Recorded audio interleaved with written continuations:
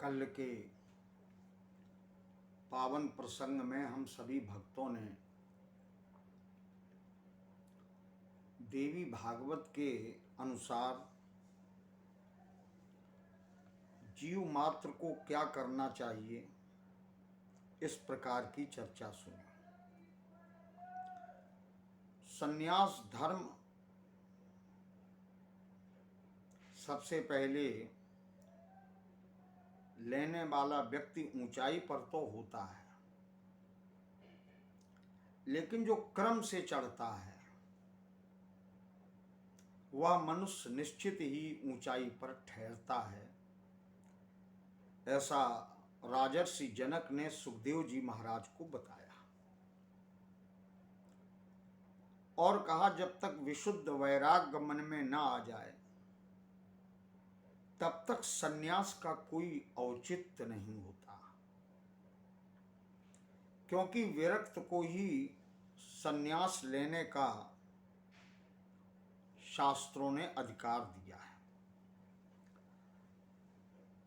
राजर्षि जनक कहते हैं, हे सुखदेव जी, मनुष्य के 48 संस्कार बताए गए हैं, जिनमें से गृहस्थ आश्रम में 40 संस्कार होते हैं और जो मुमुक्षु जीव है, जो मोक्ष चाहता है, उसके 8 संस्कार और बढ़ जाते हैं।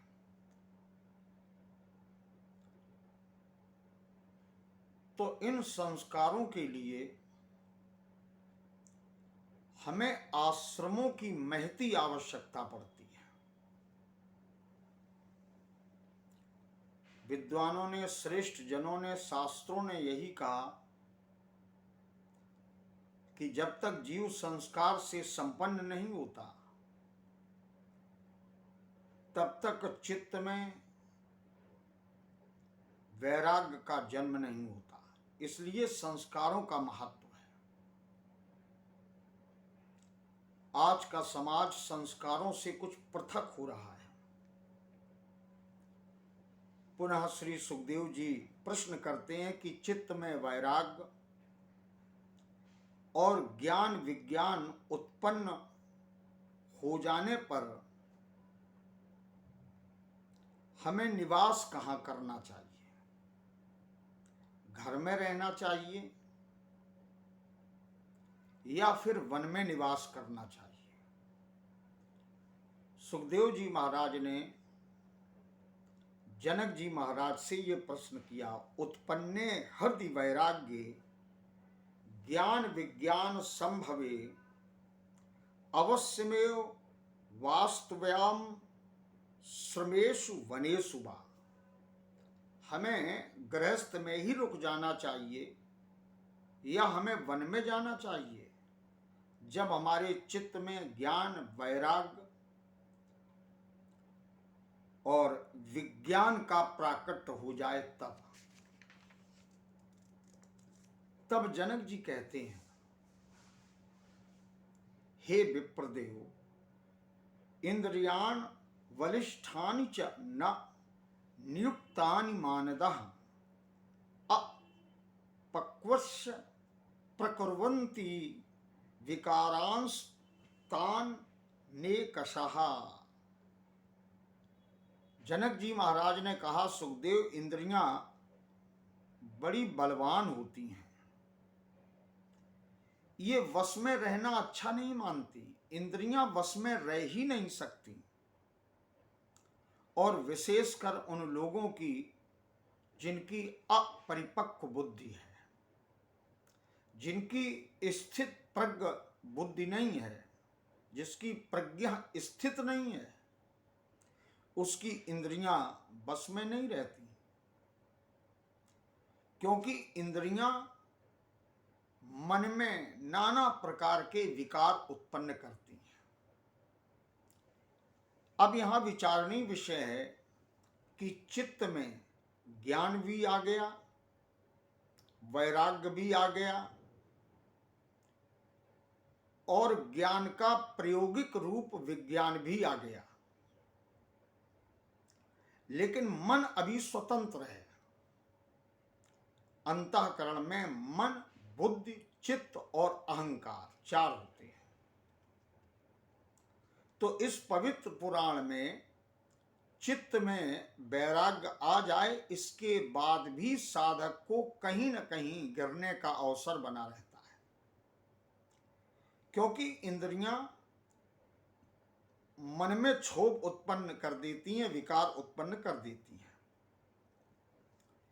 यदि मनुष्य मन में भोजन की, शयन की, सुख की या किसी भी प्रकार की परिवार से इच्छा करता है, अथवा किसी भी प्रकार के सुख की कामना करता है, तो वो कामना, वो इच्छा जो मन में उत्पन्न हुई, वो भी संन्यस्त धर्म को नष्ट कर देती है। ऐसा सन्यासी, ऐसा ज्ञानी, ऐसा वैरागी, ऐसा विज्ञानी यदि वन में रहे तो भी उसका उसे उचित लाभ नहीं मिलता। राजर्षि जनक जी कहते हैं,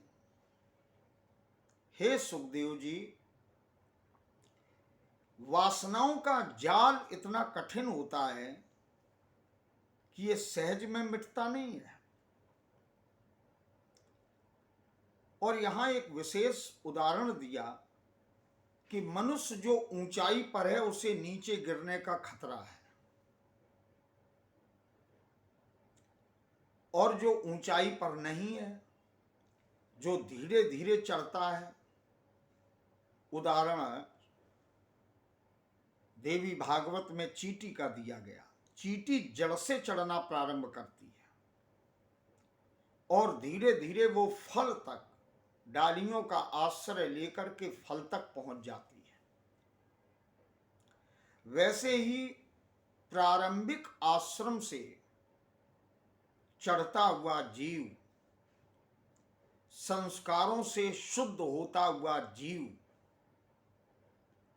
जब आश्रमों से क्रमबद्ध तरीके से चढ़ता है तो उसको गिरने का भय नहीं रहता। हे ब्राह्मण देवता, जनक जी कहते हैं, मन अति प्रबल है। यह अजितेंद्रिय पुरुषों के द्वारा सर्वथा अजेय है। इसलिए ब्रह्मचर्य आश्रम से ही इस मन को जीतने का प्रयास साधक को करना चाहिए, और ये प्रयास गृहस्थ आश्रम में भी अनवरत निरंतर जारी रखना चाहिए। जो पुरुष गृहस्थ आश्रम में रहकर शास्त्र प्रतिपादित कर्म करता है और समस्त चिंताओं से मुक्त रहता है, केवल आत्मचिंतन में ही संतुष्ट रहता है, वो गृहस्थ आश्रम में भी अपने मन को और इंद्रियों को वश में किए हुए उस गृहस्थ आश्रम को पार कर लेता है।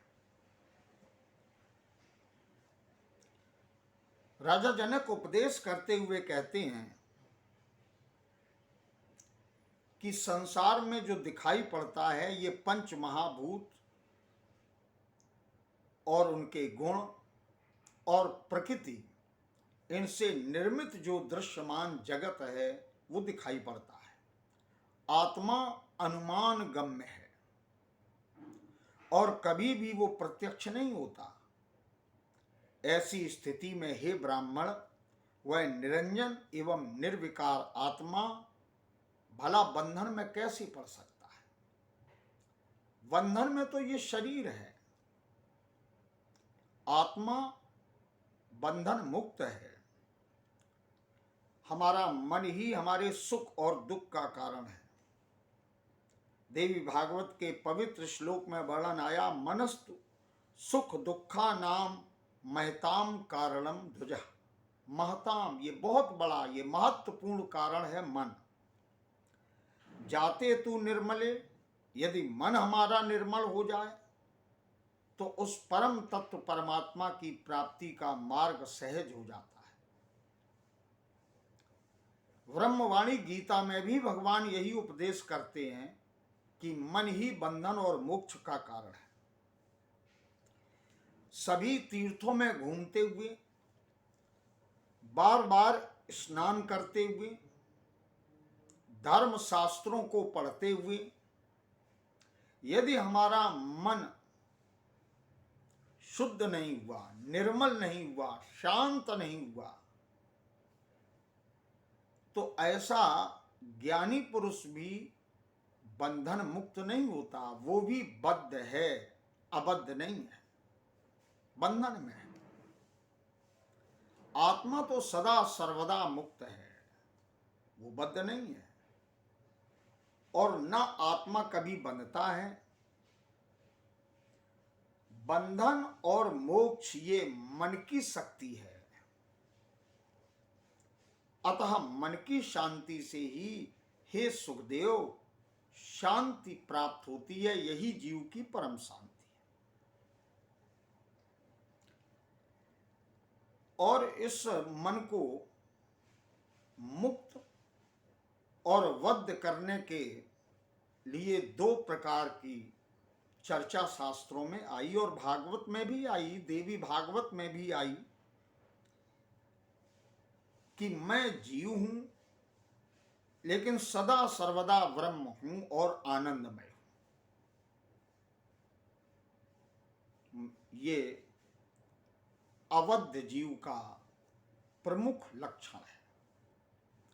मैं जीव तो हूं लेकिन शरीर के भीतर हूं, शरीर से हमारा संबंध है। इस प्रकार का जो ज्ञान है वो बंधन का हेतु है, उससे मुक्ति नहीं होती। और इसके लिए उत्तरदायी है अविद्या और विद्या। यही प्रसंग रामचरितमानस में राम जी लक्ष्मण जी को उपदेश देते हुए वर्णन करते हैं, विद्या और अविद्या। अविद्या जीव को बांधती है और विद्या जीव को मुक्त करती है। लेकिन विद्या और अविद्या के निर्णय के लिए विद्या का जानना तो जरूरी है ही, लेकिन अविद्या का भी पहचानना अति आवश्यक है। जैसे बिना धूप के छाया के अस्तित्व को हम स्वीकार नहीं कर सकते, बिना जगत के हम जगदीश को प्राप्त नहीं कर सकते, बिना बंधन के हम मोक्ष का अमृत नहीं पी सकते।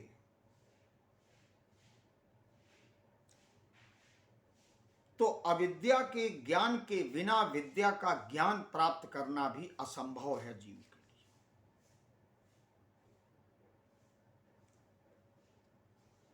परिभाषा मोक्ष और बंधन की बड़ी छोटी सी है, लेकिन जब उसका अनुशीलन किया जाएगा, अपने आचरण में उसको उतारा जाएगा, इसी का नाम साधना है।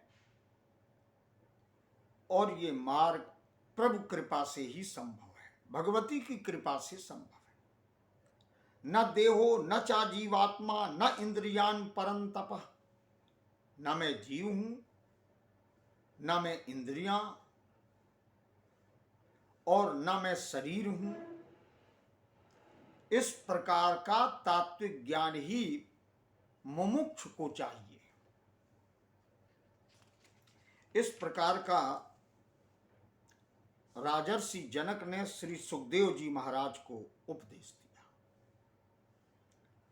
सुखदेव जी ने एक प्रश्न किया, संदेहो वर्तते राजन निर्वित्तित में क्वचित। आपने जो हमें वैराग्य का उपदेश दिया, जो सुंदर हमें तत्वबोध कराया, इसमें भी मुझे संदेह है। राजर्षि जनक कहते हैं क्यों? सुखदेव जी कहते हैं इसलिए कि वेदों में जो मार्ग बताए गए, वेदों में जो ज्ञान दिया गया, उस वेदोक्त मार्ग में भी सौत्रामणि यज्ञ में प्रत्यक्ष रूप से सुरा ग्रहण करने की अनुमति दी जाती है।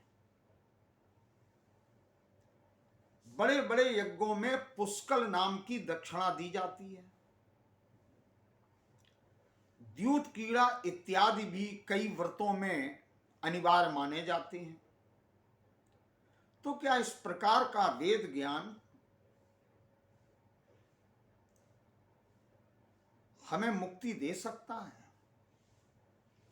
कई यज्ञ ऐसे हैं जिनमें नर पशुओं की नहीं तो कम से कम पशुओं की बलि तो दी जाती है, और ये हिंसा का प्रतीक है।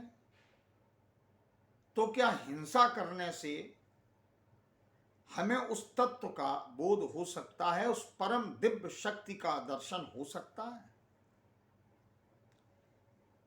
सुखदेव जी ने एक प्रमाण दिया कि मैंने सुना है अपने पिताजी से कि पूर्व काल में एक राजा था शशविंद।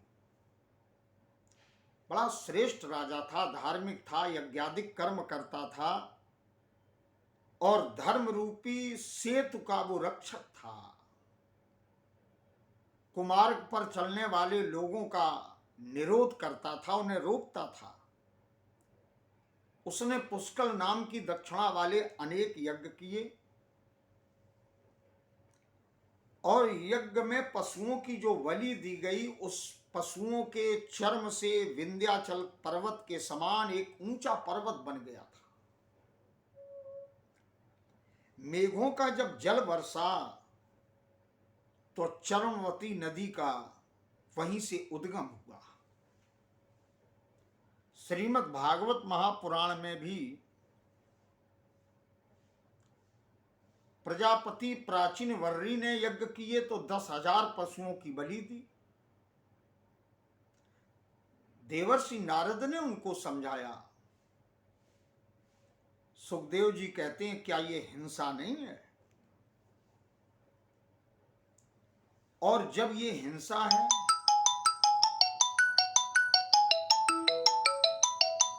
तो इस प्रकार का निर्णय कर पाना कि ये तत्वबोध है, ये बड़ा ही कठिन है। तब राजर्षि जनक जी कहते हैं कि यज्ञों में जो हिंसा दिखाई पड़ती है वह वास्तव में हिंसा नहीं, अहिंसा है। महात्मा कपिल ने 60,000 सगर के सुतों को भस्म कर दिया, वो हिंसा नहीं है, उसको अहिंसा की कोट में माना जाएगा। जो हिंसा उपाधि योग से होती है वो हिंसा कहलाती है, और जो हिंसा उपाधि योग से माने निरुद्देश्य कामना रहित होकर यदि हो जाती है तो वो हिंसा नहीं होती। एक उदाहरण देखिए, जैसे लकड़ी यदि गीली है तो गीली लकड़ी में धुआं होता है, वही लकड़ी जब सूख जाती है तो फिर धुआं नहीं होता। जब तक सांसारिक आसक्ति का गीलापन जीव में है, मन में है, चित्त में है, तब कोई कर्म किया जाए तो वो कर्तापन से होता है, इसलिए उसका फल भोगना पड़ता है। लेकिन जब आसक्ति का जल सूख जाता है उस समय जो भी किया जाता है उसमें किसी भी प्रकार का ममकार या कर्तापन का अभिमान ही नहीं होता। तो अनासक्त जो पुरुष हैं उनके लिए तो ये अहिंसा है, लेकिन आसक्त पुरुषों के लिए वही कर्म हिंसा बन जाता है। जो कर्म राग रहित होकर, अभिमान रहित होकर और वैदिक मार्ग के अनुसार विद्वान मनीषी जन किया करते हैं, निश्चित ही मुमुक्ष जनों के लिए वही अहिंसा है। इसके बाद श्री सुखदेव जी महाराज ने एक शंका और प्रकट की और कहा कि माया में लिप्त रहते हुए कोई मनुष्य निष्प्रिय हो कैसे सकता है? शास्त्र का ज्ञान प्राप्त कर लेने के बाद नित्यानित्य का विचार करने पर भी चित्त से मोह दूर नहीं होता। मैं यहां एक निवेदन कर रहा हूं सुधी श्रोताओं के लिए कि जब मन की बात श्री सुखदेव जी समझ गए तो उधर जो पहले राजा जनक जी ने कहा था कि चित्त में ज्ञान, वैराग्य और विज्ञान का समावेश हो रहा, अब सुखदेव जी ने यह विचार किया कि थोड़ा चित्त पर भी चर्चा करें। तो कहा कि चित्त में ज्ञान तो हो गया, नित्यानित्य का, नित्य क्या है, अनित्य क्या है, नाशवान क्या है, अविनाशी क्या है, लेकिन फिर भी चित्त से हमारा मोह दूर नहीं होता। और ऐसा चित्त में मोह को स्थान देने वाला साधक मुक्त हो कैसे सकता है? मनुष्य के मन में स्थित जो मोह है, चित्त में स्थित जो मोह है, मन में जो आसक्ति है, केवल शास्त्र के बोध से वो समाप्त नहीं होती। जैसे दीपक जलाने से भीतर का अंधकार नष्ट नहीं होता, जिस कक्ष में हम दीपक जलाएंगे वहां का अंधकार तो नष्ट हो सकता है, लेकिन अभ्यंतर के अंधकार को नष्ट कैसे करें? मन को यदि हमने जीत लिया तो चित्त के अंधकार को नष्ट करना, क्योंकि अहंकार का संबंध मन से भी है, अहंकार का संबंध चित्त से भी है और अहंकार का संबंध बुद्धि से भी है। वो बहुत ही सशक्त है। अद्रोहा सर्वभूतेषु कर्तव्य सर्वथा बुधौ। बुद्धिमान मनुष्य को चाहिए कि वे कभी किसी से द्वेष, किसी से भी लगाव न करें, और ये न करने पर वो गृहस्थ धर्म का निर्वहन कर कैसे सकता है? धन की इच्छा, राज सुख तथा युद्ध एक राजा को करने ही पड़ते हैं। कभी कटु तिक्त कसाय, इसका स्वाद तो लेना ही पड़ता है, फिर वो विमुक्त कैसे कहा जाएगा? यहां सुखदेव जी ने कई ऋषियों के, वशिष्ठ का, अत्रि का, पुलस्त जी का उदाहरण दिया। तब जनक जी कहते हैं, विप्रेंद्र तुम ठीक कहते हो, इसमें तुम्हारा जो भी कथन है वो मिथ्या नहीं है, लेकिन मेरी बात आप सुने। पितु संग परित्यज्य त्वम वनम गच्छुम इच्छसि। पिता का साथ छोड़ करके हे ब्राह्मण सुखदेव, तुम वन की ओर गए, ब्रह्मवश तुम मेरे पास चले आए, और यदि तुमने गृहस्थ आश्रम त्याग दिया तो वन में जाने से क्या मृगों से तुम्हारी आसक्ति नहीं होगी? क्या जहां जिस स्थान पर तुम रहोगे उस स्थान से तुम्हारी आसक्ति नहीं होगी? मृगई से सुसंबंधो भविता ते न संशया। इसमें कोई संदेह नहीं कि तुम्हारा वहां वन्य पशुओं से संसर्ग होगा, उनमें तुम्हारी आसक्ति बढ़ेगी। महाभूतानि सर्वत्र निस्संग क्व भविष्यति। राजर्षि जनक ने सुखदेव जी को प्रश्न के माध्यम से उत्तर देने का एक प्रयास किया। महाभूतानि सर्वत्र, पंच महाभूत तो सब जगह हैं, इनकी सत्ता सर्वत्र है, लेकिन निसंगः क्व भविष्यसि, तुम इनसे मुक्त कैसे हो जाओगे। आहारार्थ सदा चिंता निश्चिंता त्या कथम मुने, क्या वन में जाने से भोजन की चिंता नहीं होगी? क्या वन में जाने से शयन की चिंता नहीं होगी? वन में जाने से भले ही हम वहां वृक्षों की छाल लगाएं, छाल के वस्त्र पहने, इन वस्त्रों को न पहने, लेकिन क्या हम उससे मुक्त हो गए? क्या हम पृथक हो गए? क्या हम अलग हो गए? वस्त्र तो पहन ही रहे हैं।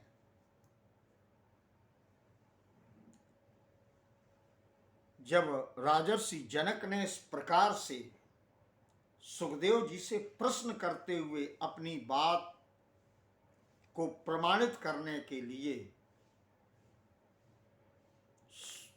प्रश्न में छिपे हुए उत्तर के प्रकट करने की चर्चा की। देहो अयम मम बंधो अयम न ममेति च मुक्तता, और बताया कि ये शरीर मेरा है, ये राज्य मेरा है,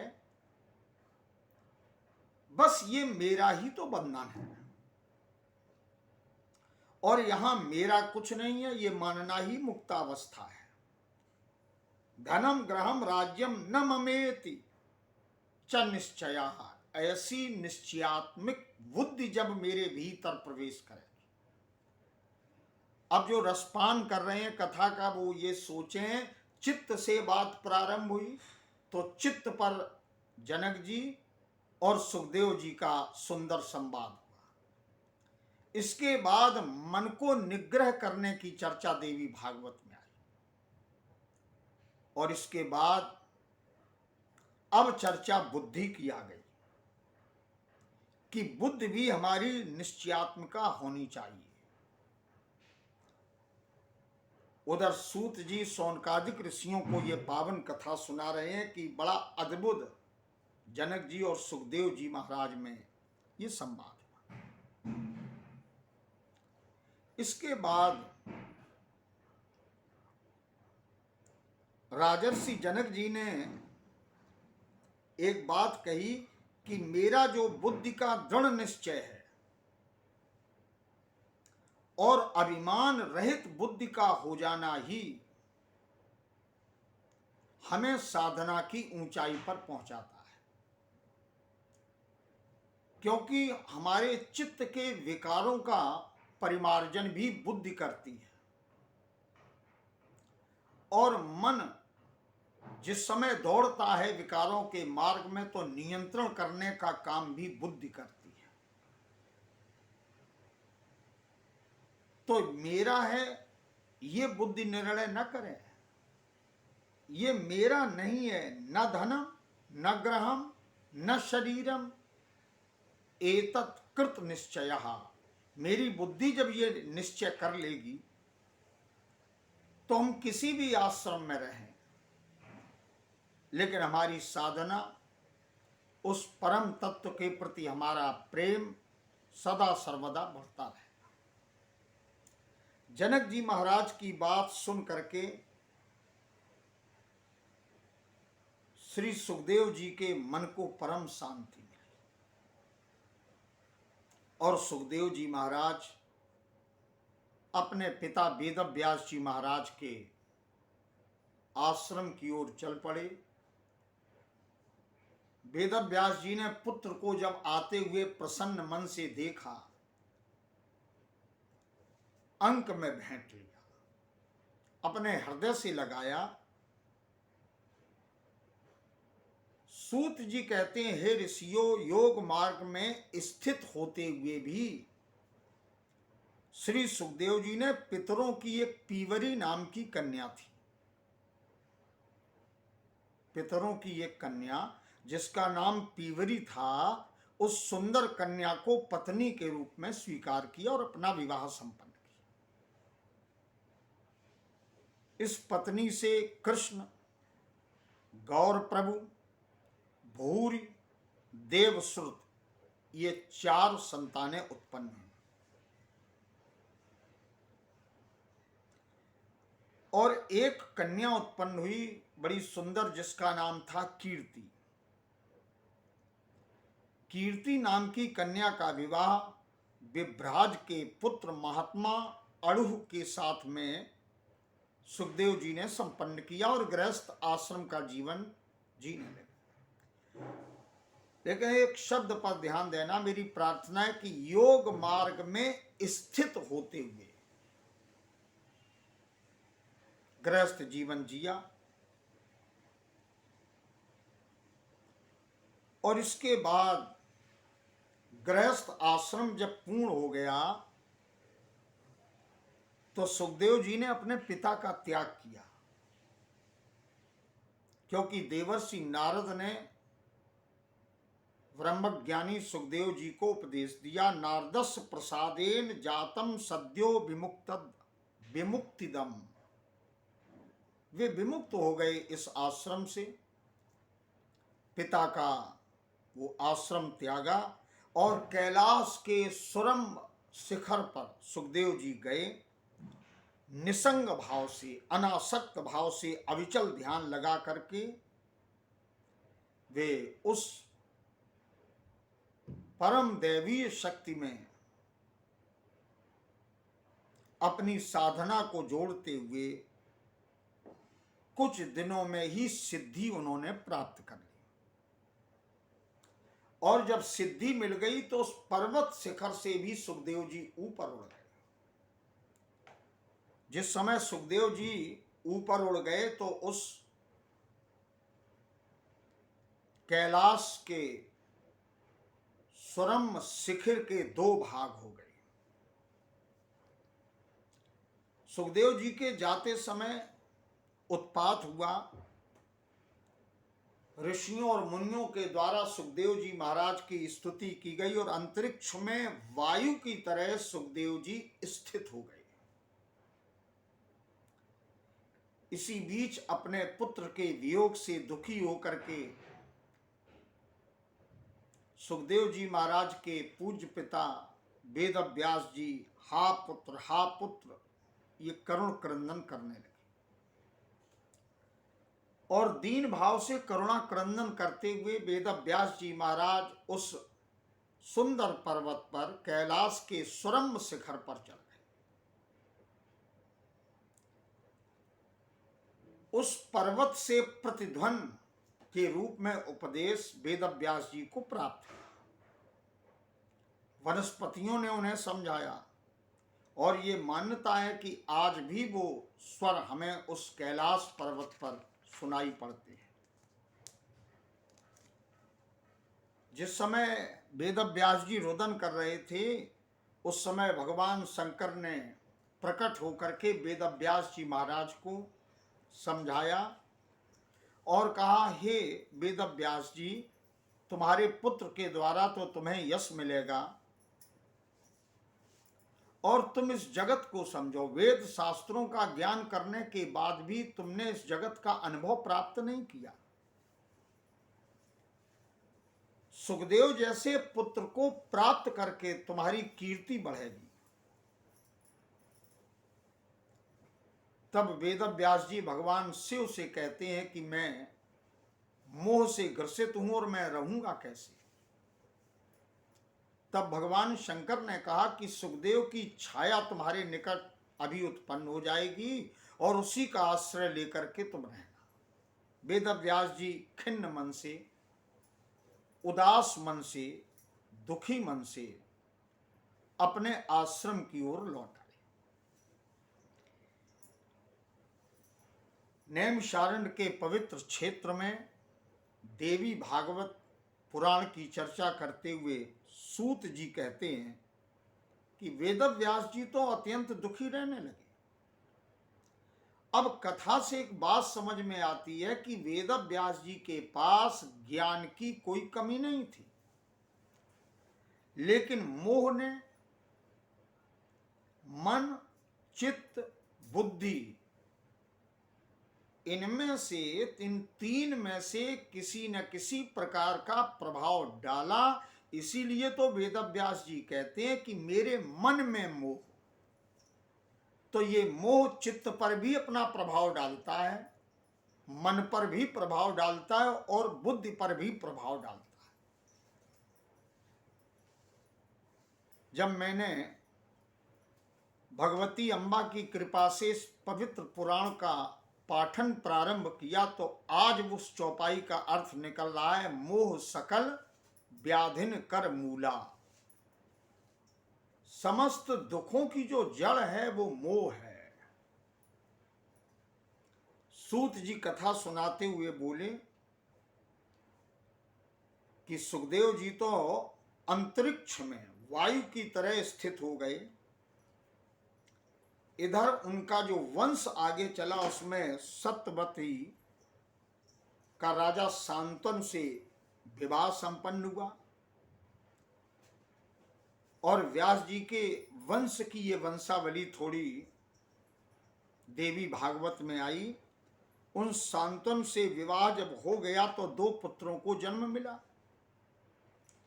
राजा शांतनु की मृत्यु की कथा सुनाई, चित्रांगद का राजा बनना ये पावन प्रसंग सुनाया और चित्रांगद की मृत्यु का भी विस्तार से देवी भागवत में वर्णन किया गया। इसके बाद विचित्रवीर का काशीराज की कन्याओं से विवाह और क्षय रोग से इनकी मृत्यु। वेदव्यास जी के द्वारा धृतराष्ट्र, पांडु और विदुर की उत्पत्ति का पावन समाचार,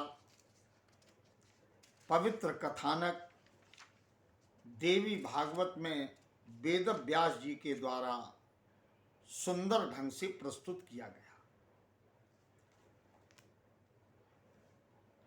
और ये वंश जब आगे नहीं बढ़ रहा था तो ऋतुकाल प्राप्त होने पर अंबालिका ने व्यास जी से गर्भ धारण किया, उससे पुत्र उत्पन्न हुए। पांडु रोग से ग्रसित होने के कारण राजा बनने के योग्य नहीं थे, इसलिए माता ने वधू अंबालिका को 1 वर्ष के बाद पुनः एक पुत्र के लिए प्रेरित किया।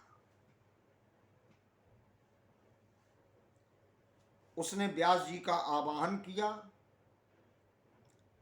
परंतु उसने वहां स्वयं न जाकर के अपनी दासी को भेजा। उस दासी के गर्भ से धर्म के अंश से युक्त शुभ विदुर जी उत्पन्न हुए, जो भुजस्या नाम की दासी थी।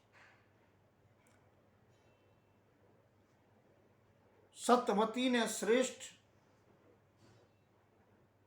व्यास जी का आवाहन किया तो व्यास जी तो आ गए सत्यवती के कहने पर, लेकिन वंश की वेल जो आगे बढ़ी उसमें दासी का भी, भुजस्या नाम की दासी का भी अभूतपूर्व सहयोग रहा। इस प्रकार वंश की रक्षा के लिए व्यास जी ने धृतराष्ट्र आदि 3 महापराक्रमी पुत्र उत्पन्न किए। भ्रातृधर्म को जानने वाले व्यास जी ने ऐसा करके वंश की रक्षा की। हे पुण्यात्मा मुनिजनों, इस प्रकार उनकी वंशोत्पत्ति से संबंधित समस्त कथानक आप लोगों के समक्ष प्रस्तुत किया। मैं ये वीडियो इसलिए भी बनाता हूं कि मेरी भी धर्म शास्त्रों में रुचि बनी रहे। काव्य शास्त्र विनोदेन कालो गच्छति धीमताम। और आप में जो भक्त रुचि रखते हैं वो निश्चित ही इसको सुनते ही हैं, और जो श्रवण कर रहे हैं उसको मैं हृदय से धन्यवाद देता हूं, उन्हें मैं श्रद्धा से नमन करता हूं।